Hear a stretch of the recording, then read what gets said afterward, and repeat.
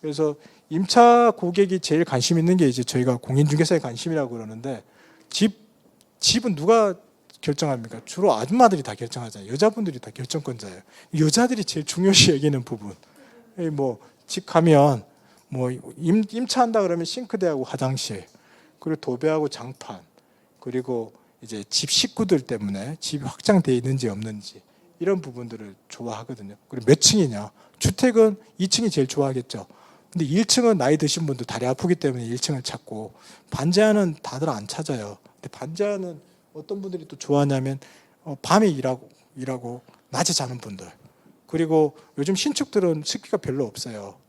좀 쾌적하고 하기 때문에 그런 집, 그러니까 지하는 안 해, 꼭대기도 안 해, 나는 엘리베이터 없으면 안 해, 안 할 게 너무 많아. 근데 나이 많고 이제 경력이 많은 분들 그런 거 안 합니다. 그럼 초보 공인중개사들은 그런 걸 해야 됩니다. 제가 최초 빌라 매매한 게 반지하였어요. 반지하 매매했는데 뭐 가슴이 두근두근하고 너무 그랬는데, 그 다음에 반지하가 나오니까 이건 또 내 거구나 또 했어요. 제가 지난번에 뭐 구로동에 아시는 분이 제가 사드렸는 집인데, 거기가 막 붐이 일어날 때 저는 신길동이니까 지역이 좀 떨어져 있잖아요. 근데 그분이 그때 마침 저한테 매물을 주셨어. 이거 좀 팔아달라 그랬는데, 그걸 올리는 순간 갑자기 뭐 집을 사겠다고 전화가 왔어요. 제가 놀래서 이게 무슨 일이 있구나. 그 집은 제가 못 팔았는데 그분이 갖고 있는 또 다른 집도 팔게 되고, 또 매물을 올려놓으니까 손님들이 또 전화 와서 또 제가 알고 있는 지인분들을 통해서, 제가 그때 한 20개 정도는 팔았는 것 같아요. 금액은 얼마 안 되지만. 그래서 그럴 때 물 들을 때 노를 줘야 되잖아요. 예를 들면 반지하 남들 안 할 때 하면 반지하 전문가가 됩니다. 저는 꼭대기층도 좋아합니다. 아파트 꼭대기층 뷰도 좋고 고층간 소음도 없고, 1층보다는 꼭대기층이 저는 좋더라고요. 그런 것도 잘 팔 수 있습니다. 1층 팔기 좋습니다. 1층 안 팔리잖아요. 남들 신경 안 씁니다. 그럴 때 열심히 하면 1층은 다 제게 됩니다. 저 이번에 전세 다른 거 다 못했는데 1층은 제가 2개를 했어요. 1층 같은 건 잘 하시는 분들이 신경 안 쓰는 거, 우리는 적극적으로 신경 쓰면 임대인이 어떻게 써요? 이 사람한테 해줘야 되겠다, 당신이 했으면 좋겠다 하는데 못하는 경우도 많은데, 그러니까 일단 1층도 절대로 손님은 다 있습니다. 1층은 누가 사겠어요? 누가 또 임차하겠습니까? 애기 있는 사람들, 위층에서 애 뛰어다니는 거 신경 쓰는 거 싫은 사람들은 무조건 그냥 1층 합니다. 살 때는 1층은 안 사는데 전세 같은 거 1층 사거든요. 1층 하거든요. 그리고 뭐 어른들, 고등이 좀 불편하신 분들, 휠체어 들어갈 수 있는 거, 이런 것도 1층 나가기 때문에 자주는 없지만 용을 쓰다 보면 만납니다. 그래서 우리가 버릴 물건은 전혀 없다 생각하시면 되고요. 그래서 이런 것들 이제 다 잘 파악하고 계셔야죠. 처음에 힘든 게 이거 조사하고 외워야 돼요. 아까 제가 아파트 처음에 그 마인드맵 만들어 드렸잖아요. 그 내가 생각하는 중심이 있으면 거기 거는 다 단지 몇 년도에 지었는지도 모르고, 주차 대수가 어떻게 되는지도 모르고, 지상 주차장인지 지하 주차장인지도 모르고, 또 엘리베이터는 어떻게, 신축들은 요즘 2개나 있는데 이게 엘리베이터 어떻게, 또 이게 주황난방인지 아니면 개별난방인지, 그리고 평수들은 어떻게 형성이 되어 있는지, 구조는 어떻게 되어 있는지, 그러면 네이버 부동산 들어가서 다 조사하셔갖고 리스트 내가 직접 적어도 보고 만들어 놔야지. 그래야 손님이 저보다 더 잘 알면 안 됩니다. 손님이 왔는데 사만 아파트, 제가 또 아쉬운 얘기 해드리면 전화가 왔어요. 고객이, 사장님 거기 요즘 시세가 어떻게 돼요? 월세 시세 물어봤는데, 아까 제가 월세 계산하는 걸 잘 몰라가지고 이게 1억에 30만 원인지 1억에 40만 원인지도 모르고, 5천에 20만 원을 빼야 되는지 15만 원 빼야 되는지 빨리 모르니까 답을 못하니까 고객분이 이렇게 말씀하셨어요. 사장님 시작한 지 얼마 안 됐나 봐요. 잘 모르시네요. 그래서 다음에 전화할게요. 끊더라고요. 그때 자존심이 너무너무 상했어요. 그래서 그때부터 더 열심히 파악했는데, 근데 자존심의 문제가 아니라 이건 저의 기본적인 문제예요. 기본. 그래서 제일 웃기는 게 뭐냐면, 시세를 물어볼 때 시세를 이게 비싸게 말하면 임대인이 좋아할 것 같죠. 비싸게 해준다 그런 것 같으니까. 이런 분이 있더라고요. 가격이 보통 뭐 5천에 80인데 5천에 90까지도 수리하면 가능합니다. 그랬더니 아니 다른 부동산에는 5천에 70 얘기하는데 니는 왜 5천에 90 얘기하냐? 매물을 네가 받고 싶어서 그런 거 아니냐? 이런 분도 또 있어요. 별 희한한 사람 다 있죠. 그리고 또 금액도 낮게 부르잖아요. 낮게 부르면 다른 부동산에는 얼마 얘기하는데 왜 니만 낮게 잡아서 계약만 니 편한 대로 하려고 그러냐. 또 이런 분들이 계세요. 예, 그렇게 해서 또 매매 가격도 물어본단 말이에요. 또 똑같은 반응을 보입니다. 그래서 항상 금액이 물어보면 이렇게 이 대략적인 금액을 제시해야 돼요. 그리고 전화 주시는 분들은 다 나한테 처음으로 전화하신 분도 계시지만 어떻게 다 알아보고 전화 주시거든요. 대부분 자기가 생각하는 기준이 있어요. 기준을 말씀하시도록 유도해야지 내가 정해주는 거는 한 경력 한 15년 정도 10년 차 이상 되시면 정해주시는 게 될 것 같아요.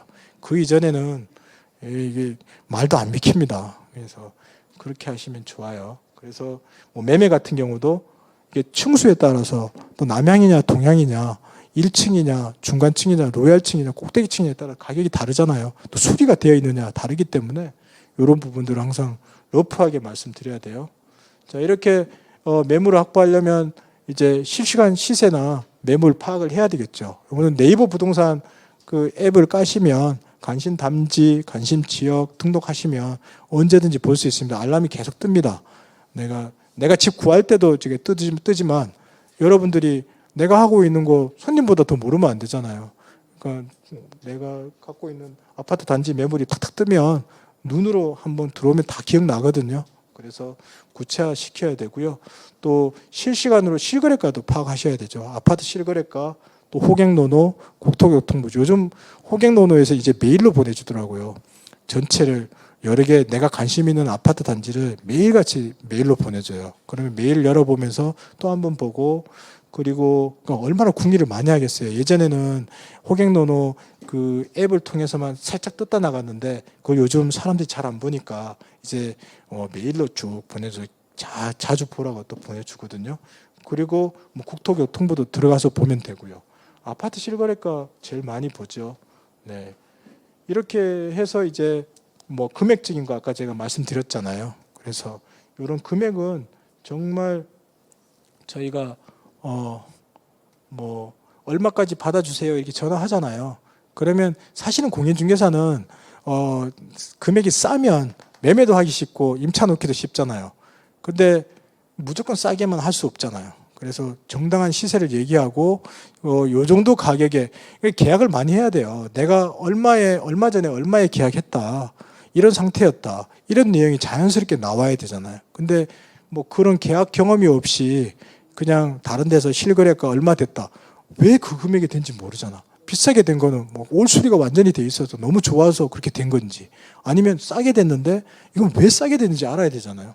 지금 현 상태가 완전히 다 찌그러져 가는 집을 그냥 본인이 알아서 들어가는 조건으로 했다든지 뭐 이런 이 스토리를 알아야 돼요. 이게 숫자만 중요한 게 아니라 스토리를 알아야 고객들이 수긍을 할 거잖아요. 그럼 임대인이 더 싸게 내놓든지 더 비싸게 내놓든지 할 수 있기 때문에 그런 걸 알아야 되고요. 또 뭐 재계약할 때 예전에는 이제 5% 지금 계약갱신 요건 제도나 또 임대사업자 이런 것 때문에 5%가 많았잖아요. 사실은 이따가 설명드리겠는데 이게 저기 계약갱신 요건 제도가 생기면서 분쟁이 되게 많아요. 저희 공인중개사가 중간에서 역할을 잘 해야 돼요. 임대인 편을 이 재계약서를 쓸 때 저희들의 재계약서 쓰면 초창기에 이게 시행이 어떻게 되는지 몰라가지고 그냥 연장 계약한다 했더니 계약갱신 요구권이라는 얘기를 안 썼다고 그냥 재계약이라는 거예요. 그런 사례들도 있고 그래서 그런 이 대책이 나오면 저희가 문구들을 이렇게 다 찾아서 잘 만들어 적어야 돼요. 그래야 임대인한테도 문제 없고 요즘 임차인들이 뭐 지금 임차인들이 6개월에서 2개월 전에 계약갱신 요구 여부를 통보해야 되잖아요. 그러면 임차인만 그런 게 아니라 임대인도 2개월 전에는 알려줘야 된단 말이에요. 근데 예전부터 임대하셨던 분들은 한 달 전에 알려주면 되잖냐. 오늘도 전화 왔는데 지금 뭐 한 달 조금 더 남았는데 전화했더니 그냥 자동 갱신된 거라고. 어르신 잘 몰라서 그런데 이제는 법적으로 저희들은 이 가격에 6년 살았던 사람들이 그렇게 얘기해요. 그러니까 6년 살고 8년 살았던 사람들이 나는 더 돈을 못 올려주겠다. 뭐 그냥 이제 2년만 더 살다가 서로 안 볼 사이다. 이렇게 되는 거예요. 서로 이제 임차인의 지위가 굉장히 높아지면서 이게 참 어렵게 됐어요. 그래서 이사를 안 갈 수 있는 방법을 줘서. 네. 그리고 이제 뭐 중요한 게 또 이사 일자가 또 중요하겠죠. 날짜 금액하고 다 맞아도 이사 날짜가 안 맞으면 안 되니까. 그래서 이사 날짜 잘 맞추는 사람은 예를 들면 임대차다 그러면 임차인이 뭐 자기가 집을 분양받았어요. 그러면 러프하게 협의가 가능한 기간이 3개월이잖아요. 입주 기간이 보통 3개월이니까. 그러면 저희가 계약하기 굉장히 쉽겠죠. 그리고 예를 들면 뭐 매도인도 갈아타는 집이 신축이다. 그러면 날짜 조정이 좀 쉽겠고 신축을 이사 가는지 이런 것들도 얘기를 하다 보면 잘 끄집어내야 되고요. 그리고 두 번째는 뭐 먼저 벌써 집을 구해놓은 분이 있으면 임차인들이 저희가 날짜 맞추기 힘들잖아요. 한쪽이 정해져 있으면 날짜 맞추기 힘들거든요. 제가 중개해야 되는 집은 항상 날짜가 안 정해져 있기를 바라야 돼요. 안정할 수 있도록 임대인한테 이렇게 얘기하라 그래야지. 이 집이 먼저 나가면 그 다음에 동시에 계약을 해라. 이렇게 뭐 얘기를 해주는 게 좋겠죠. 뭐 그런 식으로 해야지. 여기 날짜가 딱 정해지면 계약하기가 한 확률이 50% 줄어드니까 예, 그런 것들이 있습니다. 그리고 뭐 이렇게 여기 보시면 생각만 많이 하지 말고 실행을 해야 됩니다. 여자 실장님들이나 사장님들이 잘하는 게 무조건 전화하고 무조건 집 보러 갑니다. 막 쳐들어가요. 남자 사장님들은 점잖해가지고 전화를 잘 못해요. 전화하는 게 싫어하고 또 집 보여주는 것도 좀 점잖하게 잡으려고 그러고 그럼 그 사이에 이제 많이 도망가겠죠. 다른 분. 네. 네, 그거 아까 이제 설명해 드렸던 거예요. 이렇게 매물 접수할 때 매매할 때 1세대 1주택 비과세 집인지 아닌지. 근데 이걸 너무 많이 알아도 아까 저기 좀 비과세나 이런 게 세금이 어렵잖아요. 다 하실 필요 없어요. 모르는 게 약일 때도 있습니다. 저희는 그냥 중개거래에 충실하게 몰라서 그냥 계약을 하면 되는데 저 사람이 왜 저 집을 지금 팔지? 세금을 많이 내야 되는데 그러면서 또 못 파는데 팔 때는 또 이유가 있거든요. 그래서 그 선입견을 또 안 가져야 되고요. 세금도 정확하게 알지만 그것 때문에 그 사람들의 의사를 내가 생각을 너무 많이 해서 안 했으면 좋겠다는 거예요.